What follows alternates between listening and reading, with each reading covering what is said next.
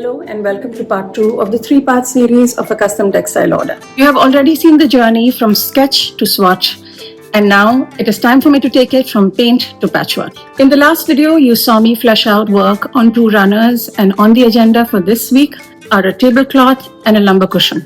At some point, my tailor will come over to collect the material that we have done, and if all goes well, we might hop into the workshop to check the progress on the pieces ourselves. The planning is done, the swatches are chosen, and one of the runners is already taking shape. Today is about building on that momentum, moving from sketches and samples to full pieces. The client wanted something bright, beautiful, and rooted in Indian tradition. So I thought of this old kalamkari dupatta. We are going to take it apart, blend it with solid silks, and create something entirely new. It is delicate, and it's got this golden sari edge, which I have carefully taken out and saved for later. The next step is to cut the panels into long strips, starch them, and iron them out. The silk is soft and thin, and the starch gives it body, so it pairs well with the heavier fabrics. But that is not going to be enough. I will have to back it up with a thin grey stabilizer to give the patchwork more structure. The next step was to cut equal lengths of long silk strips and start attaching to the kalamkari edge. This is going to be a lot of repetitive stitching, so I'm going to take you straight where the color play really starts.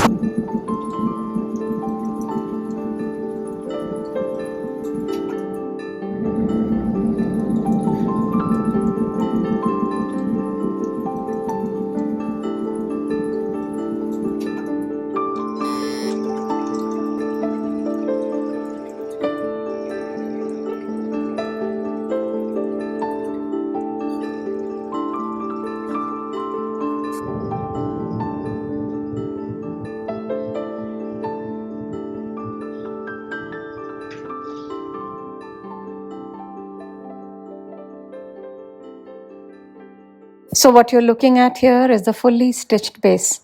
All the strips are joined, and it is finally time to lay it out so you can see the whole piece in one go.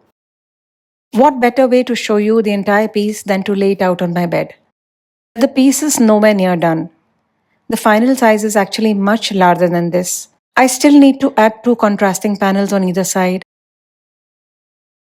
It is an ombre earth-toned palette that moves from a deep black blue to maroon reds and then into a brighter flame orange. The monochrome kalamkari anchors and grounds the whole piece.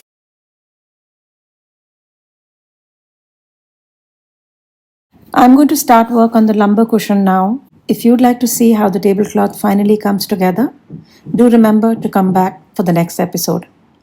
Now that the tablecloth is done, I am ready to start work on the next piece, which is going to be a lumber cushion.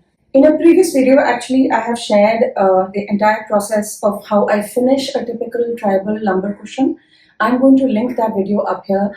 If you have not seen it, do check it out. I have all these materials that will go into making the cushion, and because I always had it in mind to share the process with you, let's get down to making a patchwork lumber cushion.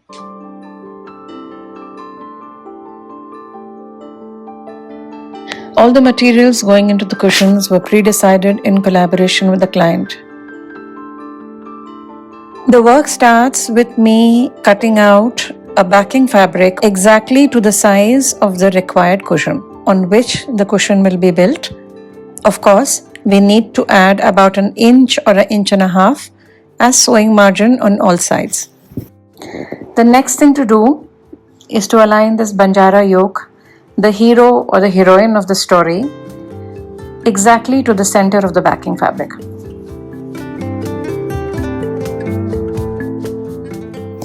As you can see, the yoke is slightly shorter than the required size.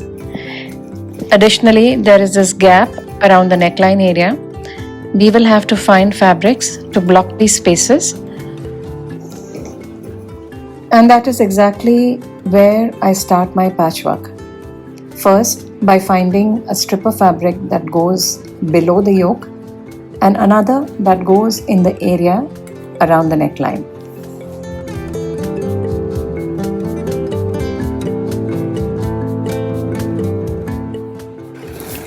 Step 1.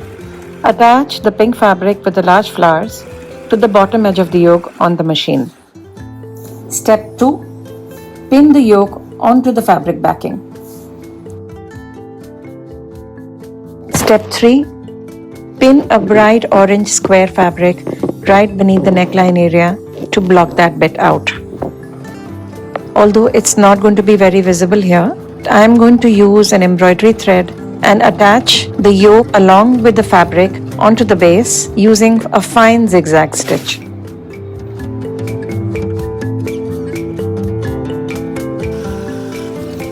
Next, I am quickly basting the yoke onto the base fabric so that it doesn't flap about and we get a neat finish. This step is completely optional. The patchwork story now proceeds with me adding a 2-panel patch on either side of the yoke, something that contrasts well with the central embroidery. And for this, I have chosen a green silk and a red gudgy silk fabric. I start by cutting the green rectangle first and then the red, and then join them on the sewing machine.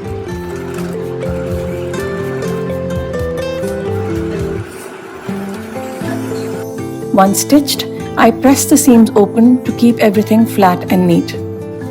Then I pinned the combined patch into place on the side of the yoke like so and run it through the machine. Although my shots on YouTube do not get enough reach, some of you might have seen my shot where I spotted a prem counter at my local bookstore.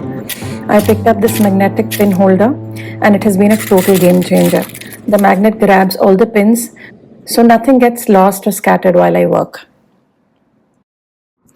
Once pinned together, the patch is then run through the machine. And as I finish the seam, I try to follow the quilter's technique of stitching in the ditch as neatly as possible.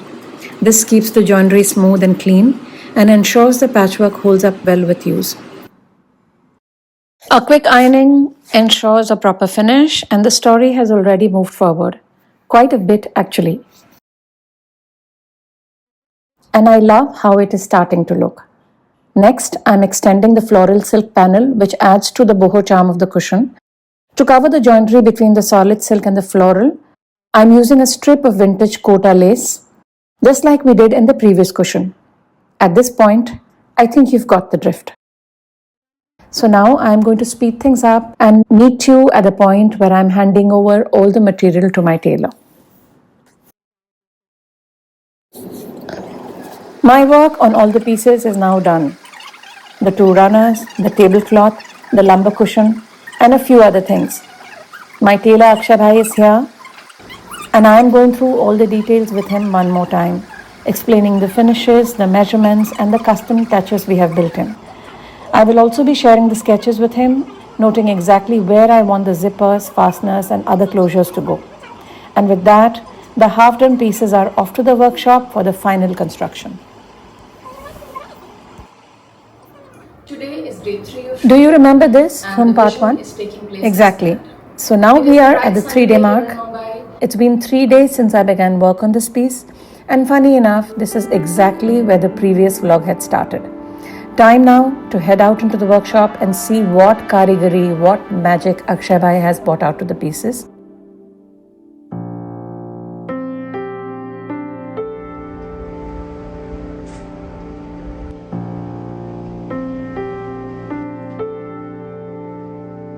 Step into the beautiful, bustling world of our industrious karigars. Today, I'm just here like a quiet fly on the wall, observing. I can see Akshay Bhai working on the first runner, the green one. He's cutting the red jamavar border and beginning to attach it. The base is already done and it is looking lovely. And with that, today's vlog comes to a close. I know nothing fully finished to show yet, but stay with me. The next part is going to be rich and brimming with all the completed pieces with the final reveals. And honestly, I can't wait to share them with you. So if you've enjoyed this slow layered journey, do like, share and subscribe and come back soon for part 3.